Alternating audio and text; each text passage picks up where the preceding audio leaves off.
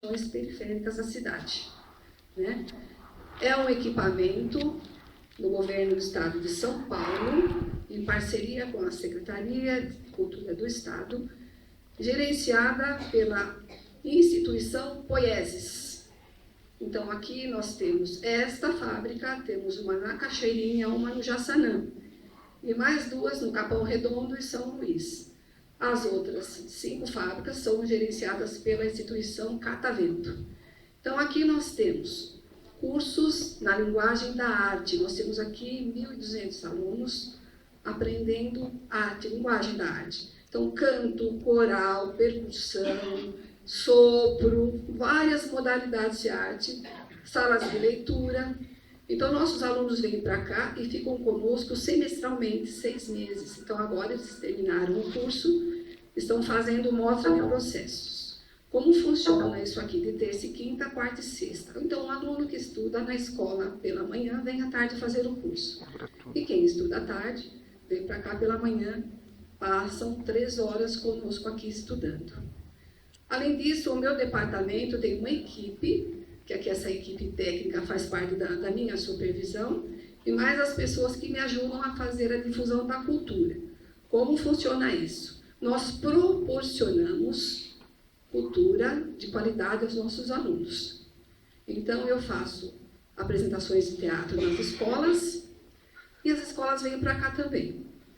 Shows musicais, palestras, seminários. Nós abrimos a nossa casa para muita sessão de espaço. E é com muita alegria que a gente acolhe as pessoas que nos procuram aqui fazendo a sessão de espaço.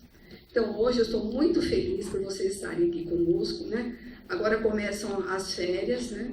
E os alunos já praticamente terminaram a mostra de processos e já vão começar a fazer a rematrícula para o próximo semestre, né?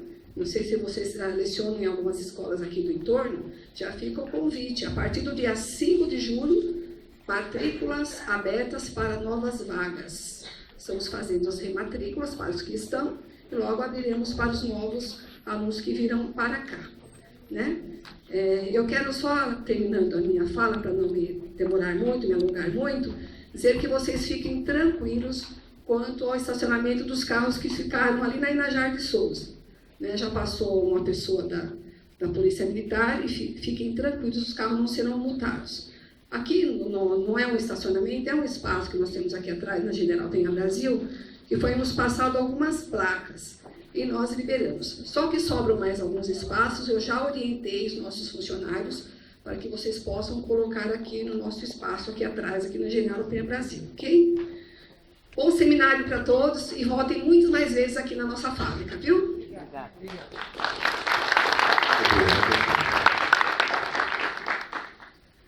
Bom, dando início a esse seminário, vamos já compor a mesa. Eu vou estar convidando para compor essa mesa o senhor Marcel A.M. Ferraz, por favor.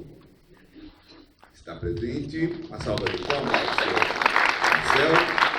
Ele é da Bases Legais do Código de Menor da SINASE, Princípios de Proteção Integral. Também estarei convidando Patrícia de Túlio, por favor, da Secretaria Municipal de Assistência e Desenvolvimento Social e a interface com os serviços e medidas socioeducativas em meio aberto.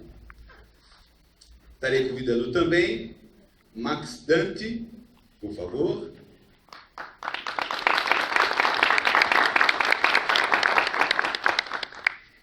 Da caracterização do público atendido, ele vai falar sobre esse tema. Estarei convidando também o técnico Pedro Ivo Garpim. Pedro não veio ou está aí? Está aí sim. Uma salva de palmas para o Pedro Ivo Garpim. Eles estarão apresentando a temática, caracterização do público atendido. Para apresentar a temática Serviço de Medidas Socioeducativa em Meio Aberto e a execução da liberdade assistida e da prestação de serviços à comunidade, convido a senhorita ou senhora Elaine Arcos.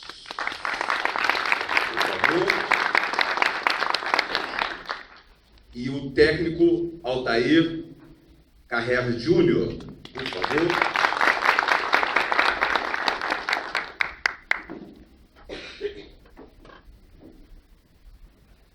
E também eu vou precisar de mais uma cadeira, por favor. Faltaram duas. E acho que vai dar.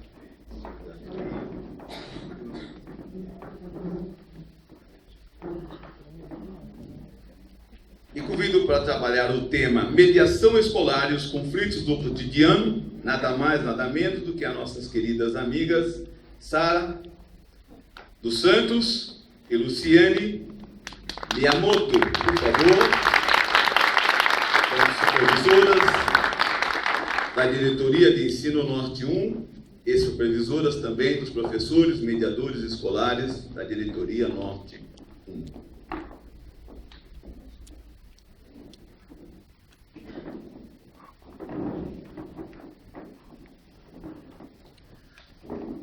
Com a mesa formada, agradeço também a presença da Coordenadoria de Proteção Social Especial, né? Os dois representantes já estão aqui e os técnicos que estão nos acompanhando. E também os técnicos do CREAS, Freguesia do Ó, Perus, Pirituba e Jaraguá. Uma salva de palmas para os técnicos que estão presentes e abrilhantando este evento. E também os técnicos dos serviços e medidas socioeducativas das nossas regiões, Freguesia do Ó, Perus, Pirituba, Jaraguá. Uma salva de palmas para eles. E também, não estou vendo, não dá para verificar se estão, mas se estiverem, queria agradecer aos supervisores de ensino da Norte 1 e demais supervisores de outras diretorias, se por acaso estiverem presentes. Obrigado pela presença e agradeço também a presença do meu amigo e grande batalhador da região, o Lacerda, meu xará, que trabalhou muito tempo na questão dos direitos humanos, ainda atua, né? E na área de prevenção da freguesia do Ó. E agradeço particularmente também a todos os professores, PEMECs, né? Que é a mola mestra de todo esse projeto. Sejam bem-vindos todos e vamos dar início à nossa temática, começando inicialmente com, vamos ver aqui a ordem, com bases legais do Código do Menor ao SINASSE, princípios da proteção integral, João Marcel Ferraz, por favor.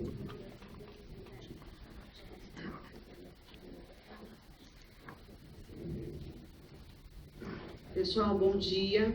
Bom dia. Nós queríamos só orientar quanto a alguns procedimentos hoje, né? É uma conversa, é o primeiro diálogo que nós temos, e a gente deixou 3 listas de presença, uma só para diretores, uma para professores mediadores, que deve conter o RG, tá, de vocês para o efetivo exercício. E é uma lista para todos os demais convidados, tá bom? Uma outra coisa, a professora mediadora Lia, cadê você, Lia? Ela está lá no fundo.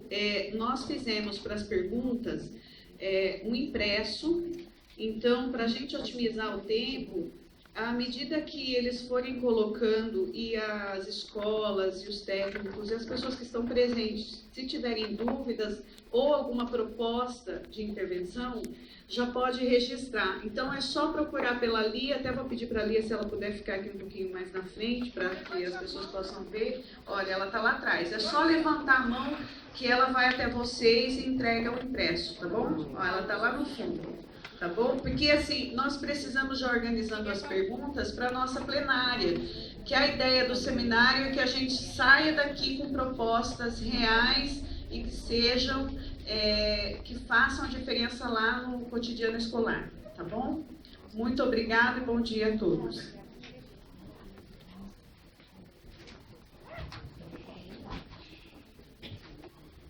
Bom dia a todos. Será que seria possível clarear um pouquinho? Eu prefiro olhar para quem eu estou falando. Bom dia. Bom dia. Meu nome é Marcel, eu sou psicólogo e sou psicanalista. Trabalho com medida socioeducativa desde 2009. Sou especialista em psicologia jurídica. Né? Passei por todo um percurso em medida socioeducativa, como estagiário, técnico, e hoje eu coordeno uma unidade no distrito da Brasilândia e freguesia do Ó, situado na freguesia do Ó, né? Desde 2011. Né? Eu vou passear sobre a legislação, para que nós nos situemos sobre aonde nos encontramos hoje, de acordo com a perspectiva da legislação. Então, houveram uma série de mudanças e passearei sobre essas mudanças para que nos situemos. Né?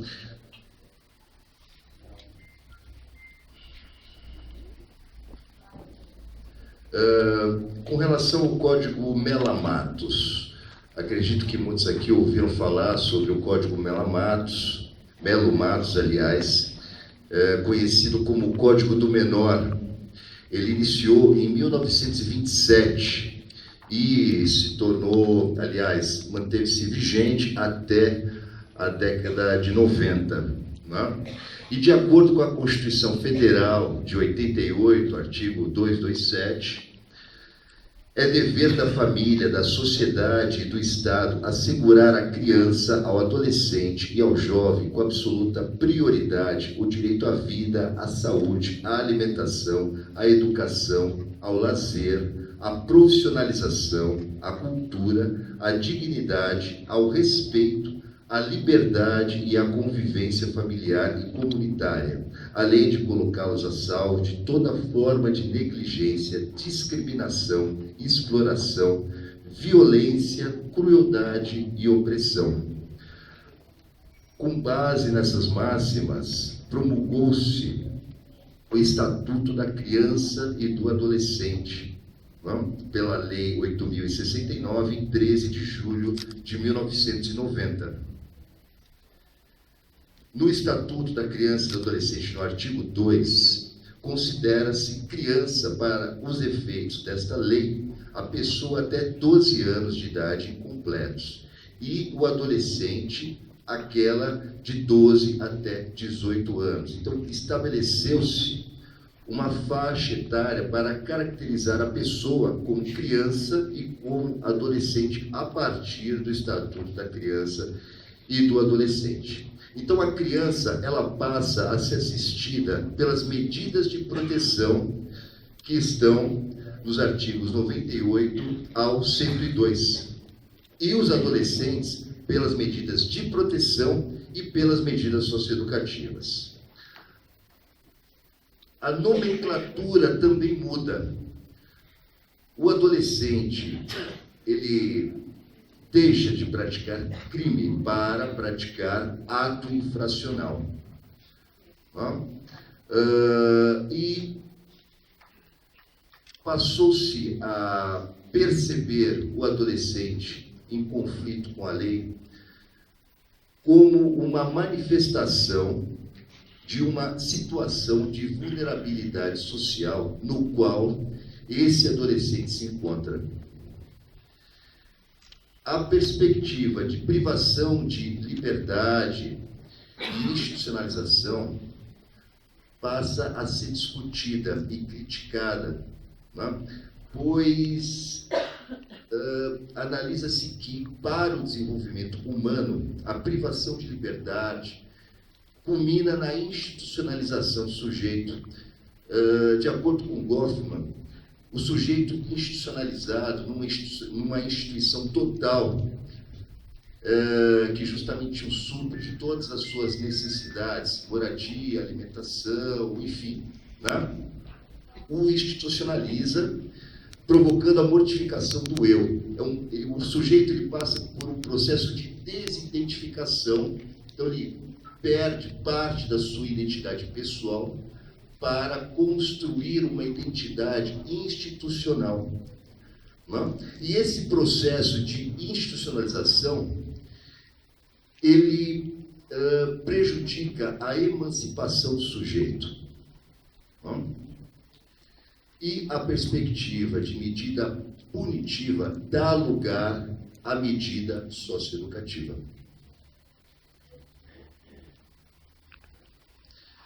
No artigo 98, como foi colocado, consta as medidas de proteção à criança e o adolescente, né?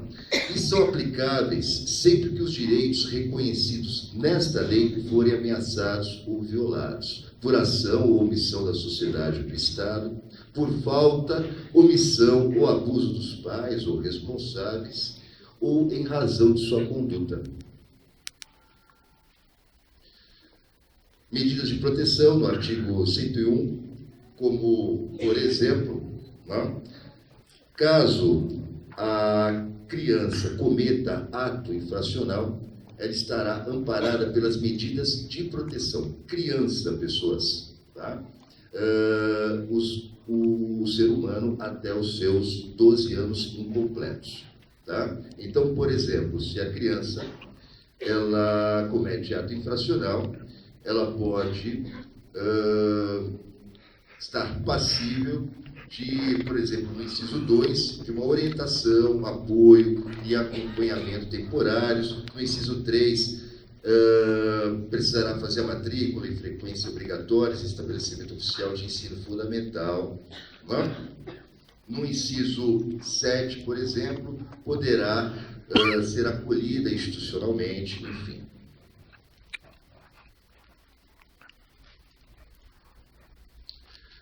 Como eu havia falado, no artigo 103 do ECA, considera-se ato infracional a conduta descrita como crime ou contravenção penal.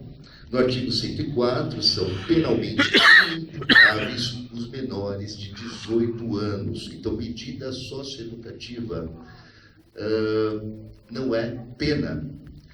O adolescente passa a ser inimputável. Bom, para efeitos dessa lei, deve ser considerada a idade do adolescente a data do fato. Por exemplo, se um adolescente comete um ato infracional aos seus 17 anos, 11 meses e 29 dias, ele está passível a ser assistido pelas medidas socioeducativas. Mesmo que venha a completar 18 anos, ele estará em cumprimento de medida socioeducativa até os seus 21 anos incompletos. Então, quando ele completa 18 anos, a medida socioeducativa, ela não é extinguida. No artigo 105, o ato infracional praticado por criança corresponderão às medidas previstas no artigo 101, que seriam as medidas de proteção, como eu havia pontuado. Né? No artigo 106, nenhum adolescente será privado de sua liberdade, senão em flagrante de ato infracional. Então, a nomenclatura muda, não é flagrante de delito, flagrante de ato infracional. Ou por ordem escrita e fundamentada na autoridade judiciária competente. No artigo 108, a internação antes da sentença pode ser determinada pelo prazo máximo de 45 dias. O adolescente, surpreendido pela força do Estado, por flagrante de ato infracional, ele poderá ser internado somente pelo prazo máximo de 45 dias. Caso, durante esse tempo, ele não seja julgado e, por consequência, sentenciado, ele é colocado necessariamente em liberdade. E ele passará a responder o processo em liberdade. O adolescente hoje não pode permanecer internado sem ter sido julgado e sentenciado por um prazo superior a 45 dias.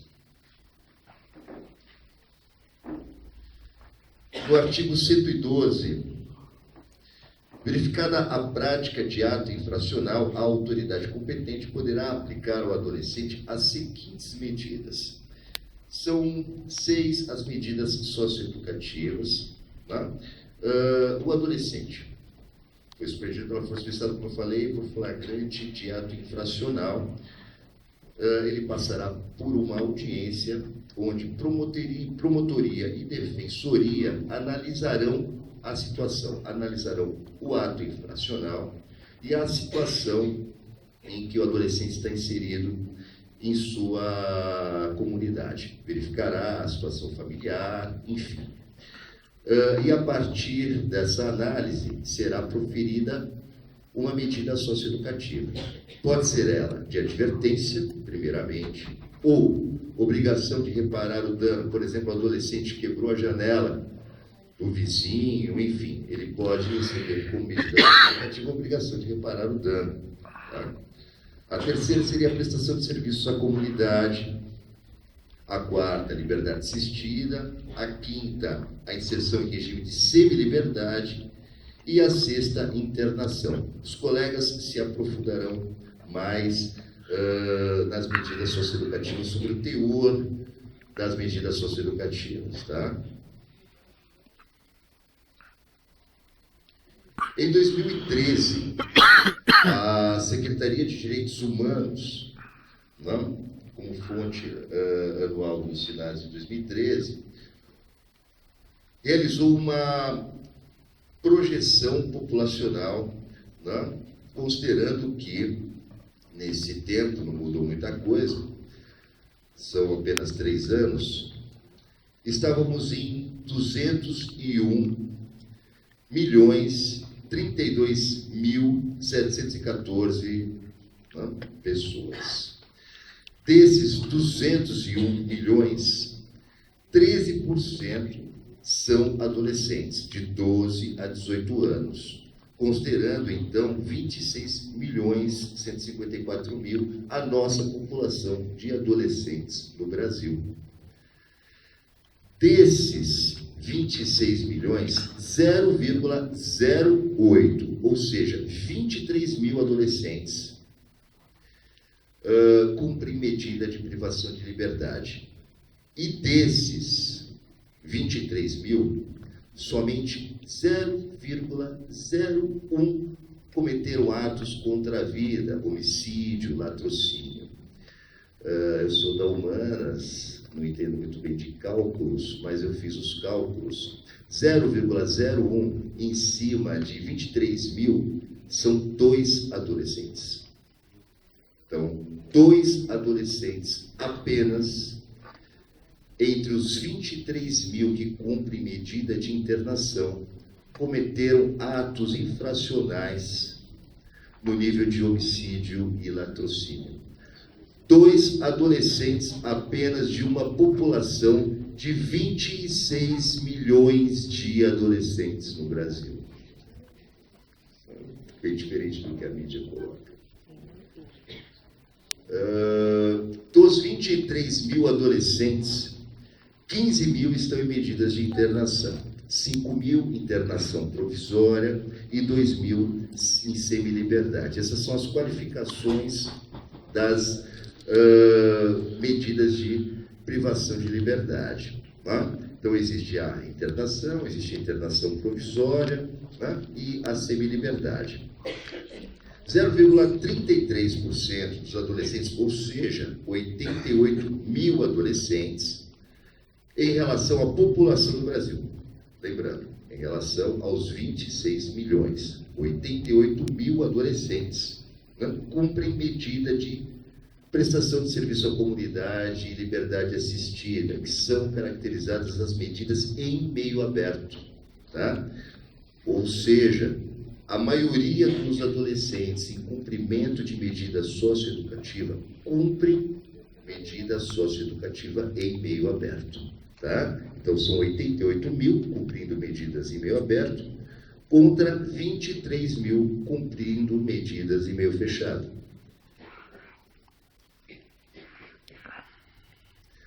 É um gráfico só para visualizarmos com relação à qualidade da medida socioeducativa de privação de liberdade. Né? Então, 64% estão sob medida de internação, 23% sob medida de internação provisória e 10% sob medida de semiliberdade. Lembrando que esse gráfico está explanando somente com base nos 23 mil adolescentes que estão sob medida de internação. Que são as 3 possibilidades de privação de liberdade.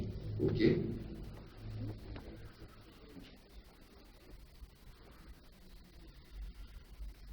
E no 16º aniversário do Estatuto da Criança e do Adolescente,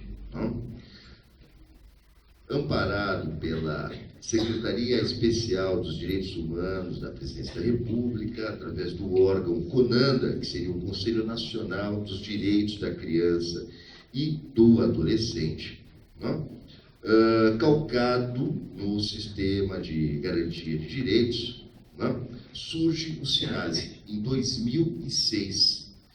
O CONANDA realizou uma resolução, o CONANDA, como pontuado, o órgão que faz parte da Secretaria Especial dos Direitos Humanos, realiza essa resolução, caracterizada como SINASE, Sistema Nacional de Atendimento Socioeducativo, em 2006.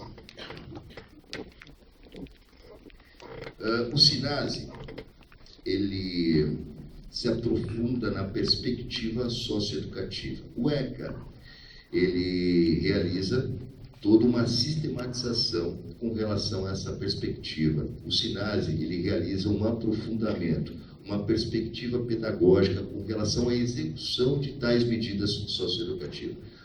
A qualificação das medidas socioeducativas. Então, prioriza-se as medidas em meio aberto, em detrimento às medidas restritivas de liberdade.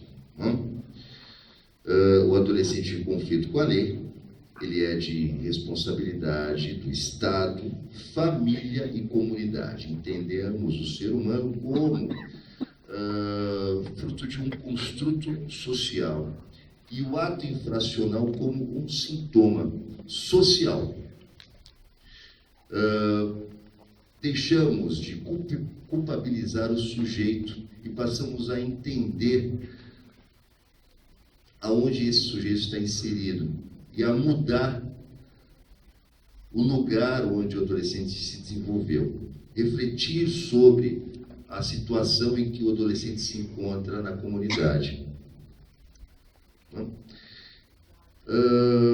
Sustentada pelos preceitos da Constituição Federal de 88, LOAS, a Lei Orgânica da Assistência Social, calcado também no ECA, realizado na década de 90, e no SUAS, Sistema Único de Assistência Social, em 2005, e também calcado na perspectiva do SINASE, promulgado em 2006, realiza-se um processo de municipalização. As medidas socioeducativas antes de 2008 eram executadas pelo governo do Estado, todas. A partir de 2008, realiza-se o processo de municipalização para as medidas em meio aberto, liberdade assistida e prestação de serviço à comunidade. Então, a prefeitura passa a ser responsável pela execução das medidas socioeducativas em meio aberto. Dessa forma, nos aproximamos do adolescente e passamos a modificar de forma mais impactante a comunidade, em nível de equipamentos que justamente correspondem às demandas das famílias que atendemos. E, em 2012, essa resolução realizada pelo CONANDA, caracterizada como SINASE, em 2006, se torna lei. Lei Federal 12.594, de 18 de janeiro. Antes de essa resolução se tornar lei, nós já nos calcávamos nessa perspectiva anunciada pelo SINASE, né? Hoje é lei. Aqui nós explanamos sobre o sistema de garantia de direitos, né? No centro, os senhores percebem que há o SINASE, né? E está interligado com o sistema educacional, com o sistema de justiça e segurança pública, com o SUS, Sistema Único de Saúde, e o SUAS, Sistema Único de Assistência Social. Então, existem uma série de elementos que justamente estão interligados e que precisam estar interligados para justamente realizarmos a execução da medida socioeducativa, né? Que justamente realiza a perspectiva com relação à correspondência dos direitos da pessoa. Não?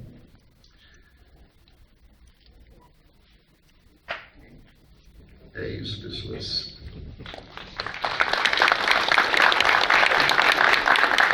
Muito obrigado. Parabéns pela explicação, pela colocação. A nossa diretora aqui do centro vai precisar sair. Obrigado. Eu convido para compor a mesa a Beatriz, do Instituto Sou da Paz, que tem muito contribuído aqui com a... Ela está presente, do Instituto Sou da Paz, por favor. O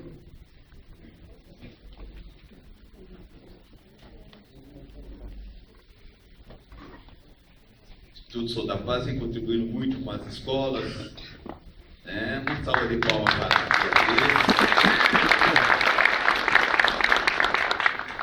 Grande batalhadora. Agradeço também a presença dos diretores de escola, né, que estão presentes aqui. Uma salva de palmas para todos os diretores, né? E dando continuidade a essa temática que é muito importante, nós conhecermos e entendermos como funciona todo o sistema socioeducativo e as medidas protetivas. Deixa eu só me situar aqui. O segundo tema será desenvolvido pela Patrícia de Túlio, né? E ela é da Secretaria Municipal de Assistência e Desenvolvimento Social e interface com serviços de medidas socioeducativas em meio aberto. Uma temática importante. Por favor, senhora Patrícia, ou senhorita, né? Uma salva de palmas.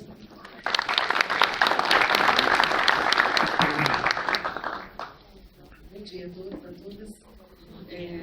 Obrigada pela presença de vocês aqui nesta manhã fria, né? Eu quero fazer uma apresentação rápida aqui para fazer uma introdução um pouco mais detalhada, para abrir caminho para uma introdução depois sobre propriamente como a medida socioeducativa é executada na cidade, né? Bom, para quem não nos conhece bem, eu trabalho na secretaria, né, como foi dito, dentro de uma coordenadoria que é chamada Coordenadoria de Proteção Social Especial. Juntamente com o Max, né, meu colega aqui de dupla, aqui nessa equipe de dois aqui, que cuida da gestão da política de atendimento socioeducativo em meio aberto na cidade de São Paulo. Então, minha missão aqui é apresentar um pouco a secretaria para vocês. Deixa eu sair de frente do data-show aqui e vir para cá, fazendo som. Então, a nossa missão, né, ela está dada aí, formular, implantar, regular e financiar, executar, monitorar, avaliar a política municipal de assistência social como parte do integrante do Sistema Único de Assistência Social, o SUAS, né? Então, a gente faz parte de um sistema que é bem novo, e foi implantado há pouco tempo, né, assim, praticamente em 2004 que começou a se fortalecer o SUAS em todo o território, né, e por isso tudo ele ainda é muita novidade para muitas pessoas, né. A política nacional, ela tem essa função de proteção social, de vigilância, de defesa dos direitos, ela organiza o sistema público não contributivo, então as pessoas delas necessitarem, né? Não precisa ter contribuído, né, para participar para ter direito à proteção social, todos aqueles que precisarem. Então, ele também se baseia num atendimento descentralizado, participativo e, como disse, denominado SUS. A assistência, ela cumpre prover proteção à vida, reduzir os danos, prevenir a incidência de riscos sociais, independente de contribuição, né?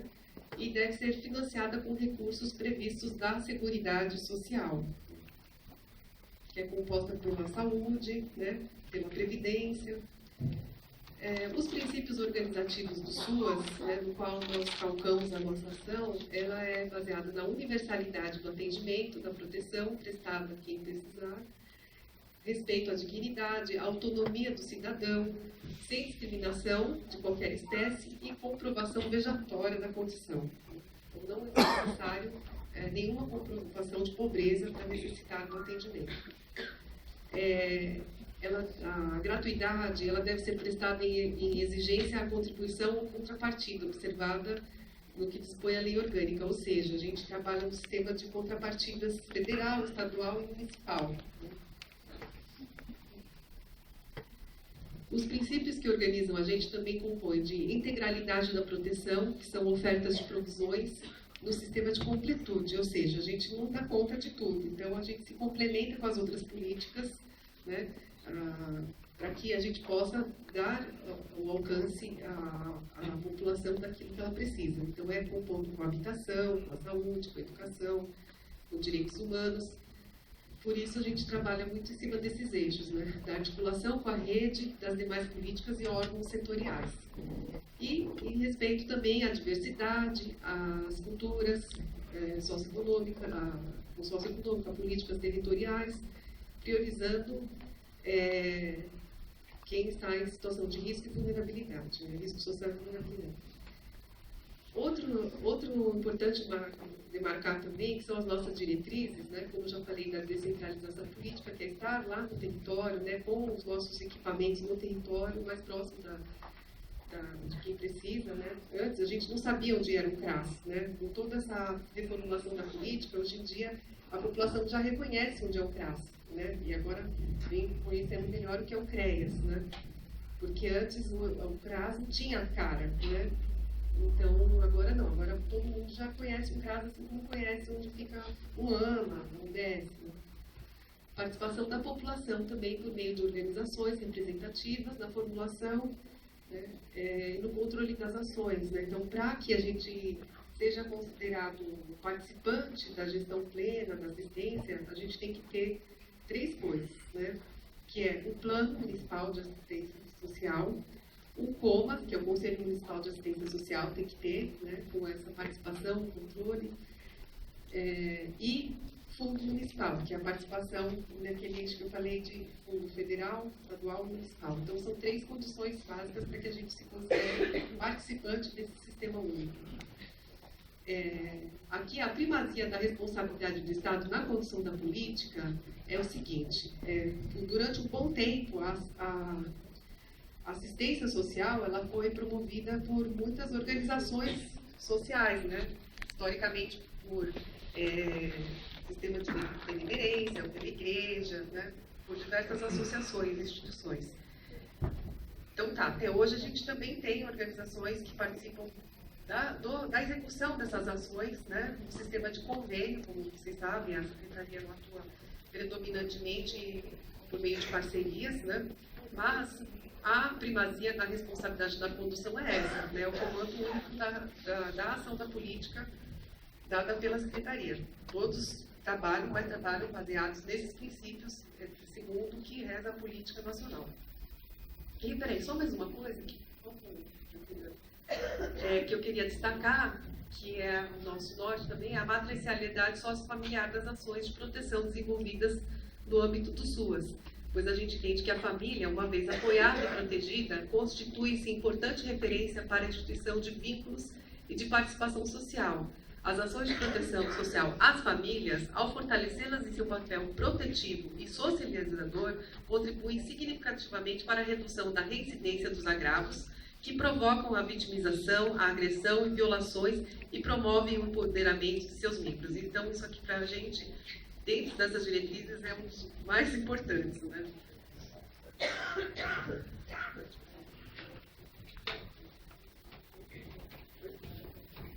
As nossas seguranças também ofertadas. A acolhida, que é provida por meio da oferta pública de espaços e serviços para a realização da proteção social básica e especial. A renda, que é operada por meio da concessão de auxílios financeiros nos termos da lei. O convívio e a convivência familiar, comunitária e social. Oferta pública de rede continuada de serviços, né, diferente de você ter um projeto que hoje existe, amanhã muda o governo, não tem mais. Não, todas as ofertas elas estão assentadas numa tipificação de serviços, né, tem uma tipificação nacional e a gente tem uma própria tipificação municipal que transforma todas as ações que antigamente eram feitas cada uma de uma forma, todas elas estão agora referenciadas, né? Então elas têm todo o mesmo padrão que tem que ser executado, né? E devem ser, portanto, continuados, que garante então, oportunidade de acesso aos direitos de cidadania. Isso supõe uma não aceitação de situação de reclusão também e de situações de perda das relações, ou seja, além da continuidade de serviços, a gente também se baseia na busca por esse convívio familiar, comunitário e social, né? Tanto nas questões de acolhimento de criança, adolescente, né? Ou mesmo de adultos, né? Favorecendo esse convívio. E também o desenvolvimento de autonomia, apoio e auxílio, né? Quando em situações de riscos, além dos benefícios eventuais que é fornecido pelo CRAS, né, para algumas situações pontuais. Bom, então, a assistência está dividida em duas proteções, né, a proteção social básica e a proteção social especial. A proteção básica, ela faz diagnósticos da situação de vulnerabilidade, oferta uma capacidade e meios para que as famílias revertam essa situação de vulnerabilidade, previne a presença e o agravo de situações de risco, né? Promove o desenvolvimento de potencialidade da família, através de fortalecimento de vínculos familiares e sociais, e articula também as ações junto com as demais políticas governamentais e também com as outras ofertas dentro da assistência. A proteção social especial, ela provê atenção socioassistencial a famílias e indivíduos que se encontram em situação de risco social ou pessoal por violação de direitos já. Então, aqui, por exemplo, já pode ter uma condição de abandono, maus tratos, abuso sexual, uso de substâncias, cumprimento de medidas socioeducativas, situação de rua, trabalho infantil, né? Então, é nessa situação, quando o risco já está violado, né? Quando já houve rompimento de laços familiares, sociais, comunitários, né? A proteção básica, ela é atendida pela porta de entrada, que é o CRAS, né? E ele funciona como unidade básica, ele é responsável por executar serviços de programas e projetos. Então, o CRAS, ele tem uma rede de serviços básicos que são ofertados, né? E na qual, assim, o cidadão, quando ele procura o CRAS, ele é referenciado, ele fez todo um estudo social e ele é, então, referenciado a um ou vários serviços, ele e a família dele, né? Então, ali só reforçando, né, para famílias que vivem em situação de vulnerabilidade social, pobreza, ausência de renda, acesso nulo ou precário aos serviços públicos e fragilidade dos vínculos. A proteção especial, ela se organiza por serviços, programas e projetos de caráter especializado. Então, como ela lida com situações também mais gravosas, exige que os serviços ofertados também tenham um maior atendimento assim, especializado, né, para dar conta do grau de complexidade das questões sociais que são enfrentadas. Visa fortalecer as potencialidades das pessoas, das aquisições, né, de autonomia, né, profissionalização, né, ou até buscar, quem sabe, de volta um vínculo familiar ou comunitário. Elas requerem acompanhamento familiar individual com maior flexibilidade nas soluções e comportam encaminhamentos efetivos, monitorados para a rede, tanto da rede da proteção especial, também para a rede da proteção básica e para a rede das outras políticas. Então, a proteção especial ainda, ela se divide em duas complexidades, média complexidade e alta complexidade. A média, ela oferece atendimento e acompanhamento a famílias e indivíduos com seus direitos violados, cujos vínculos familiares comunitários ainda não estão rompidos. Essa é a principal diferença, vamos dizer assim, né? E a alta complexidade, ela visa garantir já essa proteção integral para quem está em situação de risco pessoal e social, cujos vínculos já foram rompidos ou estão fragilizados. Ela se dá por meio dos CREAS, que é uma unidade de referência, ela também é porta de entrada. Então, significa que se a gente está lá na escola, se depara com uma situação de abuso, sei lá, uma situação de violência familiar, de violência doméstica, não precisa essa mãe ser encaminhada para o CRAS referenciar para o CREAS. Não, o CREAS é porta de entrada, ela pode ser encaminhada direto para o CREAS. Né? E, além disso, a gente também tem o Centro POP, que é um centro de referência especializado para a população em situação de rua. É um espaço de convivência, de acolhida, né, de solidariedade, onde a gente trabalha também a perspectiva de participação social. Né? Lá eles também têm algum apoio, né, para o morador em situação de rua, que eles precisam, e dali eles são encaminhados. É uma forma da gente se aproximar da população, né? Mostrar os serviços que a gente tem para que eles possam ter uma melhor aceitação e ser encaminhados e dali eles terem um acompanhamento social. Acho que pode passar aqui. Além disso, também no CREAS é ofertado o PAEF, que é um serviço de atendimento especializado às famílias e indivíduos. Ele apoia, orienta, acompanha as famílias com um ou mais dos seus membros em situação de ameaça e violação de direitos. Bom, essa aqui é um pouco a nossa rede estatal de serviços da parte da proteção social especial. Não trouxe a rede da proteção básica. Eu até cortei do slide porque é muito extenso, né? E fiz um foco aqui para a gente falar um pouco da proteção especial. Então, a gente conta hoje na cidade com 28 CREAS, sendo que 2 estão em fase de implantação. Um em São Miguel, outro em Ermelino Matarazzo. 5 centros POPs, né, que fica na Barra Funda, Bela Vista, Seve, La Maria, Santana e Moca. E uma central, que é chamada CAP, que é uma central de atendimento permanente de emergência, que é um serviço de proteção e atendimento também às emergências e calamidades. Ela atende às solicitações para acolhimento de adultos, crianças, adolescentes, idosos em situação de rua durante 24 horas por dia. E é feito contato através do 156. Então, se a gente sabe de situação de alguma pessoa dentro dessas situações, pode ligar para o 156, é gerado um protocolo para você poder depois fazer o acompanhamento da solução que foi dada, e uma equipe de uma abordagem de acolhida, né, vai até esse local conversar com essa pessoa para encaminhá-la naquelas peruas, né, até um centro de acolhida nosso. Aqui é uma descrição rápida dos serviços de média complexidade, que é o Centro de Defesa e Convivência da Mulher, Núcleo de Apoio à Inclusão Social para Pessoas com Deficiência 1, 2 e 3, porque é uma divisão por faixa etária e condições, Núcleo de Convivência para Adultos em Situação de Rua, Núcleo de Proteção Jurídico, Social e Apoio Psicológico, NPJ, que é um serviço conveniado, mas eles atuam nos CREAS, né? Junto dos CREAS. Então, tem o atendimento jurídico, psicológico, de serviço social, né? Tem uma equipe multidisciplinar para atender a população, para fazer visitas domiciliares, né? Para atender os pedidos judiciais. E a população busca muito esse NPJ para buscar orientação do ponto de vista jurídico, protetivo, né? Serviços de medida socioeducativa em meio aberto, né, que a gente vai falar um pouco dele. O serviço de proteção social às crianças e adolescentes vítimas de violência, que é o SPSBB.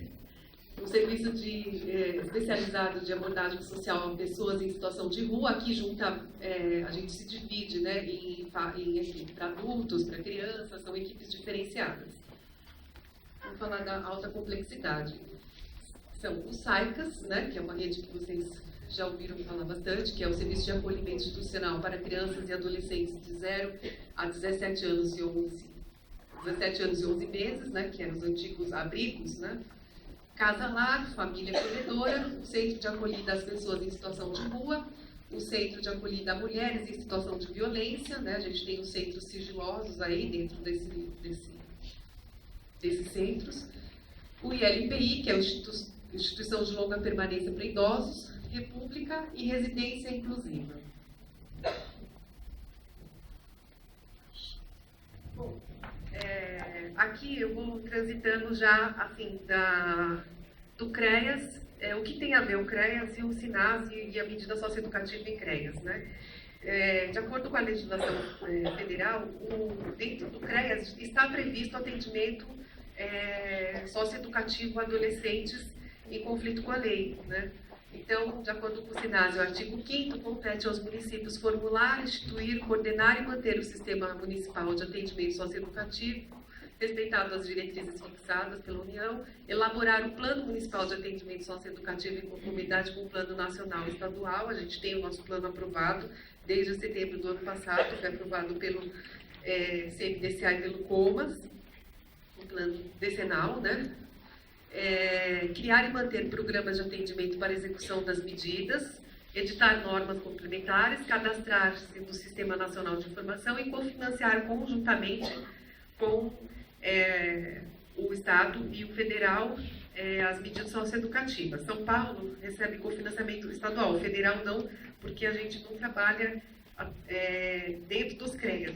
A legislação federal exige que a gente diz que para receber financiamento federal para executar medidas em meio aberto, teria que fazer o atendimento do CREAS, mas é impossível, assim, a gente teria que ter, além desses 28 CREAS, a gente teria que ter mais 50 CREAS só para atender medida socioeducativa, só para medidas, mais nada, porque não daria para fazer outro atendimento conjunto, né? Pelas características do atendimento que é dado, porque não há atendimento cartorário, é um atendimento de acompanhamento continuado, depois vocês vão ver melhor, então não daria para fazer um atendimento naquelas condições. A nossa rede atual é composta por 62 serviços de medida socioeducativa. São conveniados, né, assim como a maior parte da nossa rede. São organizações não governamentais sem fins lucrativos que participam de um edital de chamamento, né, apresentam suas propostas, é feita uma seleção dessas propostas e depois é firmado, então, um termo de convênio para executar esse serviço. Eles vão receber um repasse, né, no valor, de acordo com a portaria 46 e 47 de 2010, e vão fazer, então, a execução das medidas socioeducativas em meio aberto, que é a LA e a PSC. Na cidade, a gente tem um total de vagas de 6.225 vagas para fazer o atendimento, né? E esses convênios, eles são renovados, e na renovação eles têm que apresentar nova proposta, estão sujeitos a manterem-se, né? A fazer um novo termo de convênio ou ser feito com a outra proposta vencedora, né? Então é importante a gente esclarecer isso, porque isso clareia algumas informações, né? Um pouco de como a gente executa, né? Fala assim, mas tinha um projeto sendo executado, mudou, agora começa outro. Não, foi feita uma avaliação pública daquela prestação daquele serviço, né? Por uma comissão, e aquela outra proposta venceu o edital, né? Então, na SASFO a gente tem 3 serviços, que é o Despertar para a Vida, o Inês Mônaco e o Alpes, com um total de 360 vagas. Em Pirituba, nós temos 2, que é o Jaraguá e Esperança e Alegria, que é o de Pirituba, com 210 vagas. Em Perus, a gente tem apenas o IBC Perus, com 90 vagas. Cabe lembrar ainda que esses serviços aqui, e todos aqueles outros que eu citei, né, são supervisionados pelos técnicos dos CREAS. Então, a gente tem a equipe dos CREAS, que são assistentes sociais, psicólogos, não do NPJ, são os técnicos diretos que atuam no nosso caso, nas unidades estatais, que além de fazer os atendimentos ao público lá, fazem também a supervisão técnica, assim como você tem supervisores. Então, nós temos também os técnicos que fazem a supervisão desses serviços, tá? Então, é responsabilidade do CREAS fazer todo o acompanhamento, toda a articulação de rede que esse serviço precisar. O CREAS, ele é um parceiro de vocês, né? Vocês Depois vão receber uma lista com o endereço dos CREAS e os respectivos serviços de medida. A gente vai passar, vocês vão receber por e-mail, para que vocês saibam onde estão os parceiros de vocês, porque aqui o nosso intuito aqui é mesmo aproximarmos, né? Estreitarmos nossas relações de trabalho aí, né? Para que um possa apoiar o outro diante das dificuldades do cotidiano de trabalho, né? É isso, gente. Depois qualquer coisa eu me esclareço.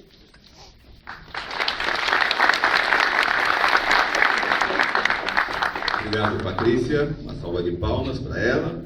Eu gostaria de pedir aqui iluminar a plateia, porque às vezes a luz incomoda aqui. Por favor, se for possível, iluminar a plateia. Por favor. Isso, obrigado.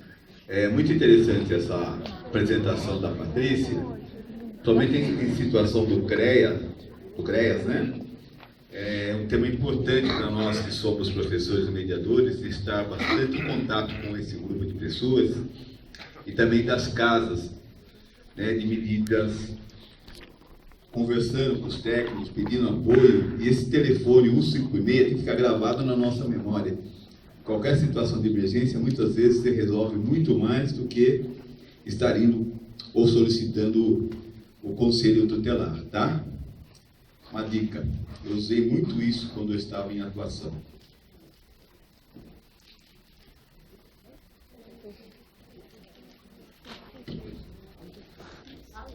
Dá para iluminar a plateia, por favor?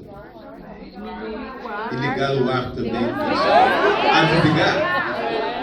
Vocês estão com frio? Por favor, se for possível, regular o ar-condicionado. O pessoal diz que estão morrendo de frio. Iluminar a plateia para que os palestrantes aqui possam estar olhando para os professores.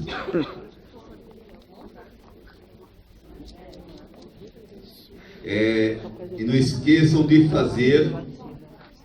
escrever as perguntas, levantando a mão, a menina entrega o papel para vocês, então vocês vão acabar esquecendo, e aí a nossa plenária perde o sentido.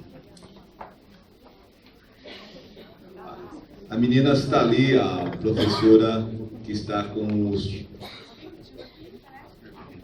Por favor, dá para iluminar um pouco mais a plateia para mim, por favor? Quando eu cheguei, eu pedi para a possibilidade de deixar o ar mais quente, disseram que não seria possível. Está muito frio. Disseram que não é possível porque o ar... É pena que o professor Jorge não está aqui para fazer um aquecimento. Ele está dodói hoje, né? Mas vamos lá. Continuando aí a temática, para nós aquecermos um pouco mais, é um tema muito importante esse, que vai ser apresentado pelo senhor Max Dante, né? E o Pedro Ivo Garbim. É caracterização do público atendido. Uma salva de palmas.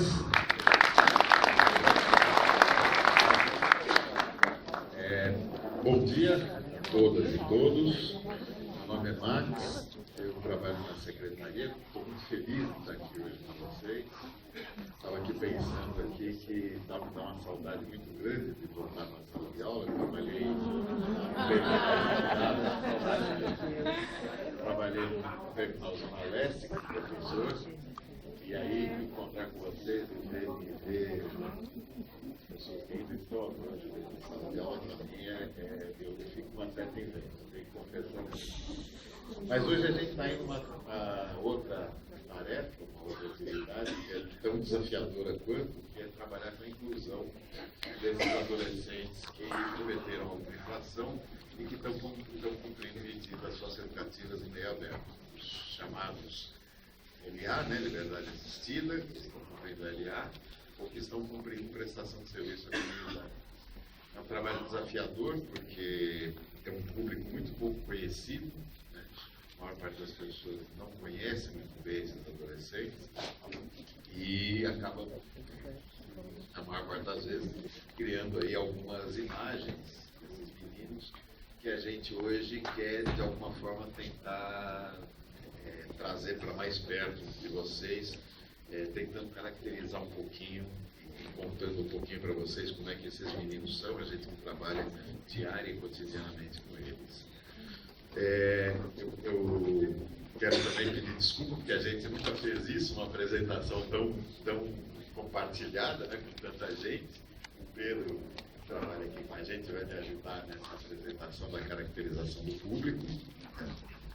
Melhorou o som? Todo mundo está ouvindo? O Pedro vai me ajudar nessa caracterização. E a gente nunca trabalhou junto, né? Todo mundo junto, assim, fazendo essa apresentação, então desculpem-nos por alguma falha, tá? E aí vai ter um momento em que vocês vão poder perguntar também para a gente. Eu acho que isso vai ajudar a esclarecer as dúvidas que eventualmente ficarem. Bom, eu vou tentar aqui achar a tela, só um minutinho, por favor.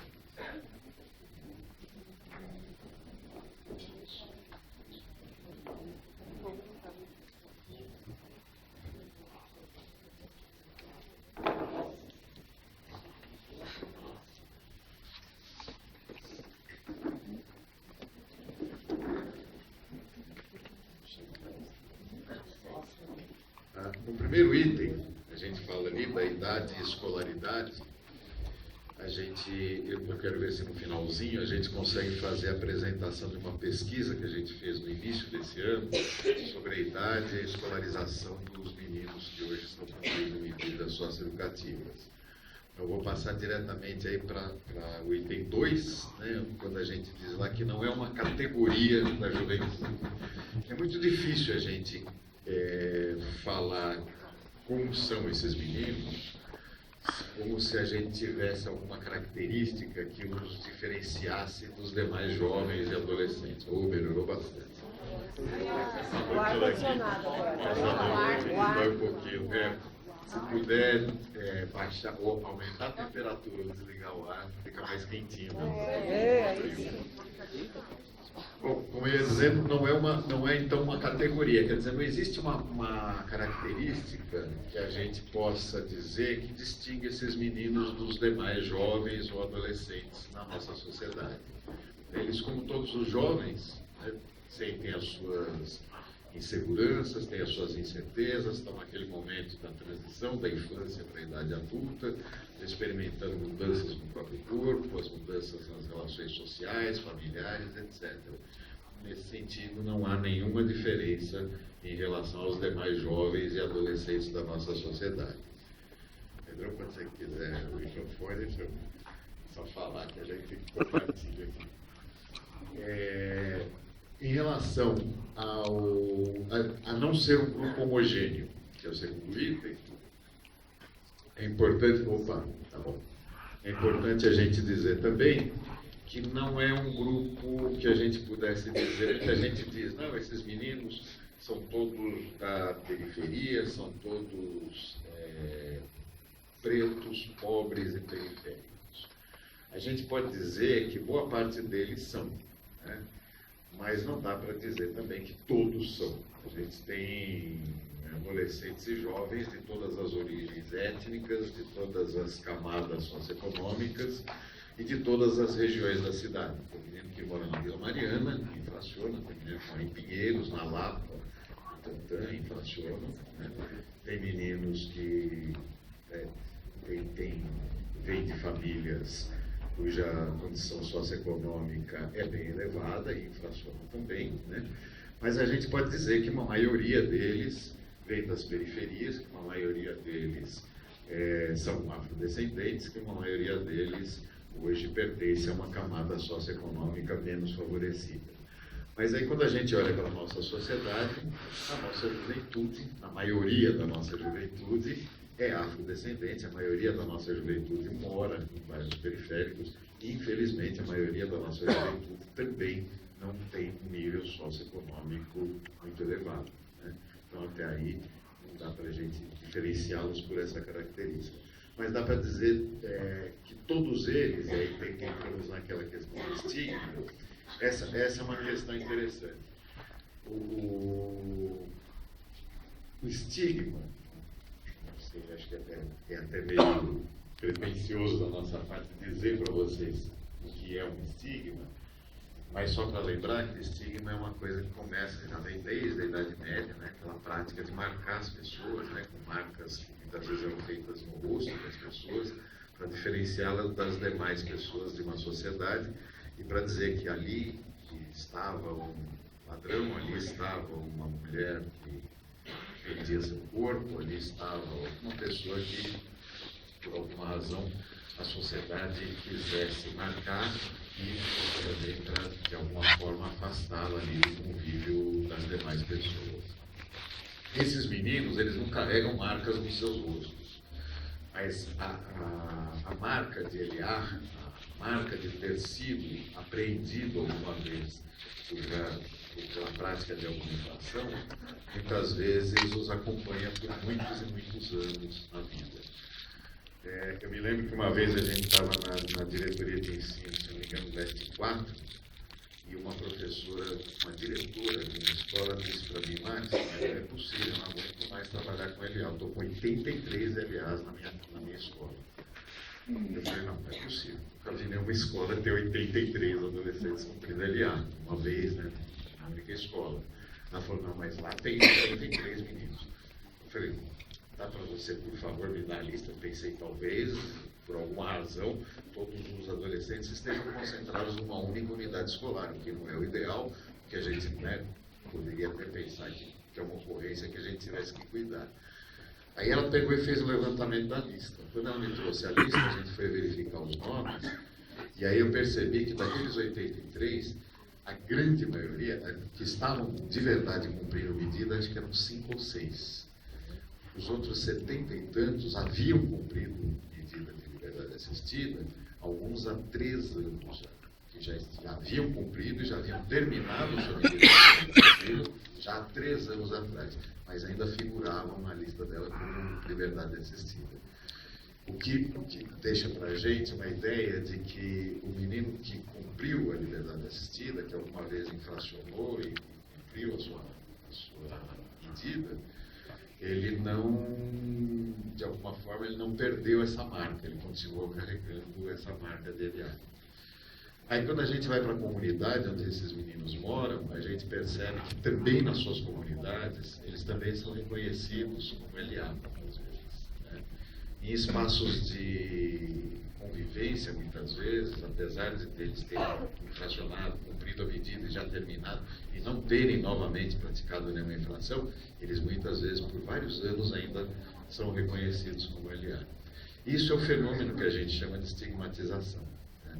Esse estigma, essa marca, parece que os acompanha ainda por muito tempo. Isso, somado ao preconceito, que é um conceito formado sem conhecer de perto esses adolescentes, né? Porque muita gente conhece esses adolescentes a partir dos noticiários policiais, né?